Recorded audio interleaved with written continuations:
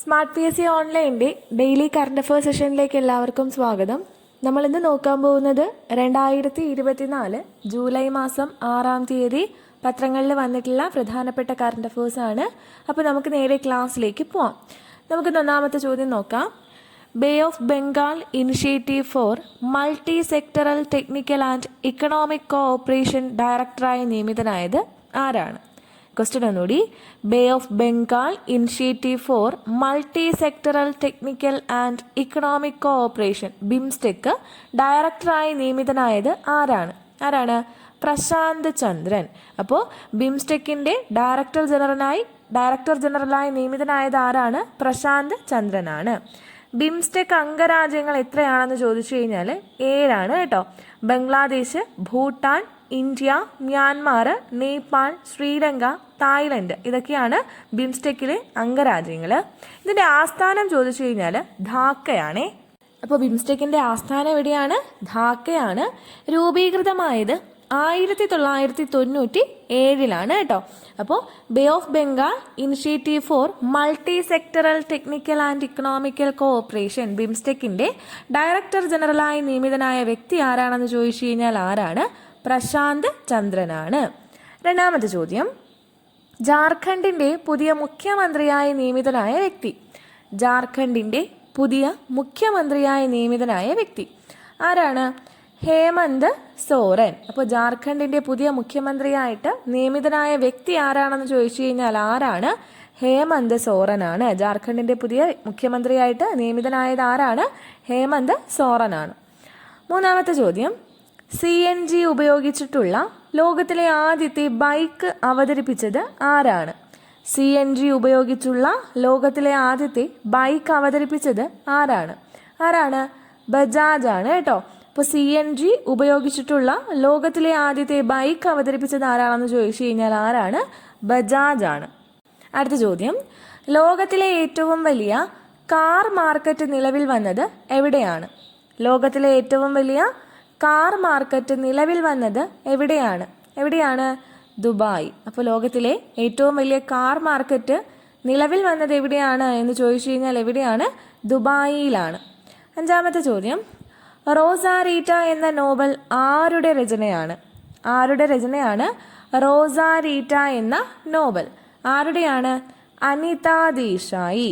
അപ്പോൾ റോസാരീറ്റ എന്ന നോവൽ ആരുടെ രചനയാണ് എന്ന് ചോദിച്ചു കഴിഞ്ഞാൽ ആരുടെയാണ്? അനിത ദേശായി. റോസാരീറ്റ എന്ന നോവൽ ആരുടെയാണ്? അനിത ദേശായി. ആറാമത്തെ ചോദ്യം.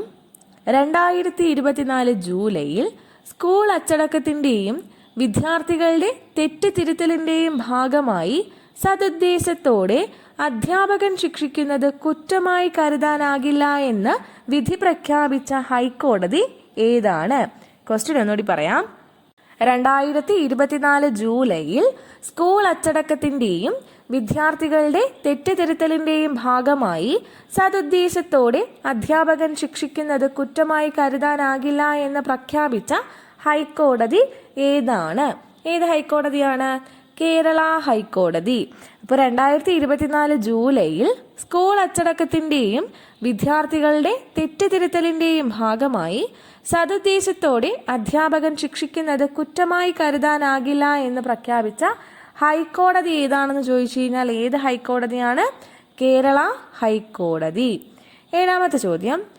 അന്താരാഷ്ട്ര സഹകരണ ദിനം എന്നാണ്? അന്താരാഷ്ട്ര സഹകരണ ദിനം ജൂലൈ മാസത്തെ ആദ്യത്തെ ശനിയാണ് അന്താരാഷ്ട്ര സഹകരണ ദിനം. അപ്പോൾ അന്താരാഷ്ട്ര സഹകരണ ദിനത്തിൻ്റെ ഈ വർഷത്തെ മുദ്രാവാക്യം എന്താണ് എന്നുള്ളതാണ് ചോദ്യം. അപ്പോൾ എന്നാണ് അന്താരാഷ്ട്ര സഹകരണ ദിനം? ജൂലൈ മാസത്തെ ആദ്യത്തെ ശനിയാഴ്ചയാണ് അന്താരാഷ്ട്ര സഹകരണ ദിനം.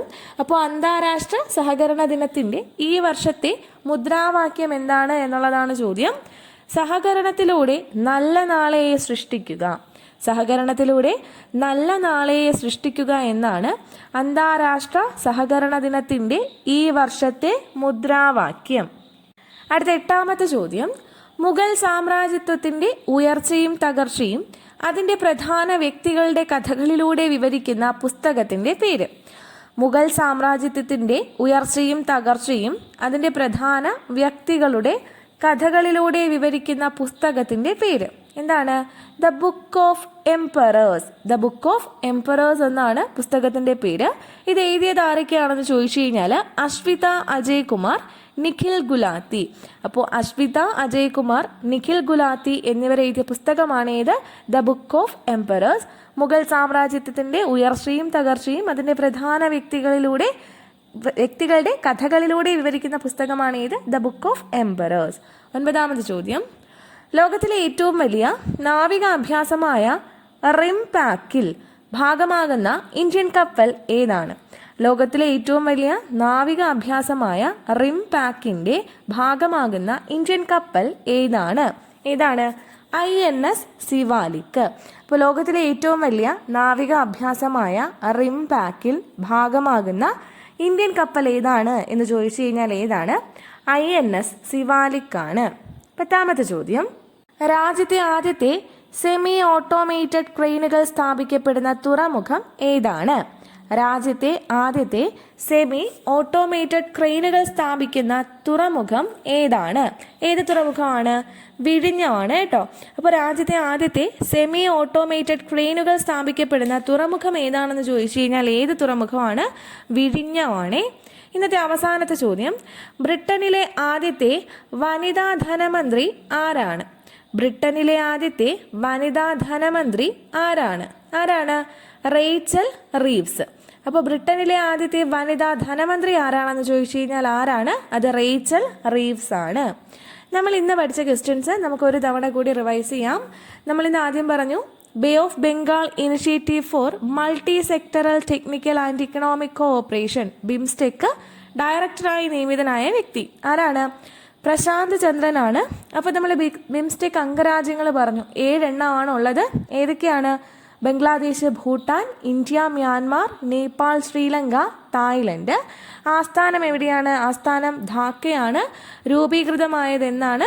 1997 രണ്ടാമത് പഠിച്ച ചോദ്യം, ജാർഖണ്ഡിൻ്റെ പുതിയ മുഖ്യമന്ത്രി ആരാണ്? ഹേമന്ത് സോറനാണ്.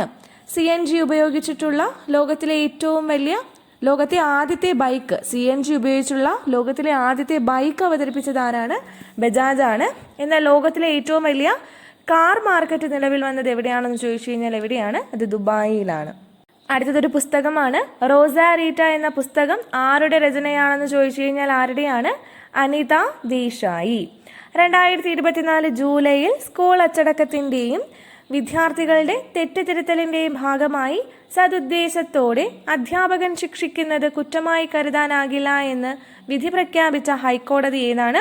കേരള ഹൈക്കോടതി. അന്താരാഷ്ട്ര സഹകരണ ദിനം, അതായത് ജൂലൈ മാസത്തെ ആദ്യത്തെ ശനി, അതാണെന്ന് അന്താരാഷ്ട്ര സഹകരണ ദിനം. അപ്പോൾ അതിൻ്റെ ഈ വർഷത്തെ മുദ്രാവാക്യം ചോദിച്ചു കഴിഞ്ഞാൽ എന്താണ്? സഹകരണത്തിലൂടെ നല്ല നാളെയെ സൃഷ്ടിക്കുക. മുഗൾ സാമ്രാജ്യത്വത്തിൻ്റെ ഉയർച്ചയും തകർച്ചയും അതിൻ്റെ പ്രധാന വ്യക്തികളുടെ കഥകളിലൂടെ വിവരിക്കുന്ന പുസ്തകമാണ് ഏത്? The book of emperors. എഴുതിയത് ആരാണ്? അശ്വിത അജയ് കുമാർ, നിഖിൽ ഗുലാത്തി. ലോകത്തിലെ ഏറ്റവും വലിയ നാവിക അഭ്യാസമായ റിംപാക്കിൻ്റെ ഭാഗമാകുന്ന ഇന്ത്യൻ കപ്പൽ ഏതാണെന്ന് ചോദിച്ചു കഴിഞ്ഞാൽ ഏതാണ്? INS സിവാലിക് ആണ്. രാജ്യത്തെ ആദ്യത്തെ സെമി ഓട്ടോമേറ്റഡ് ക്രെയിനുകൾ സ്ഥാപിക്കപ്പെടുന്ന തുറമുഖം ഏതാണെന്ന് ചോദിച്ചു കഴിഞ്ഞാൽ ഏതാണ്? വിഴിഞ്ഞമാണ്. ബ്രിട്ടനിലെ ആദ്യത്തെ വനിതാ ധനമന്ത്രി ആരാണ്? അത് റേച്ചൽ റീവ്സ് ആണ്.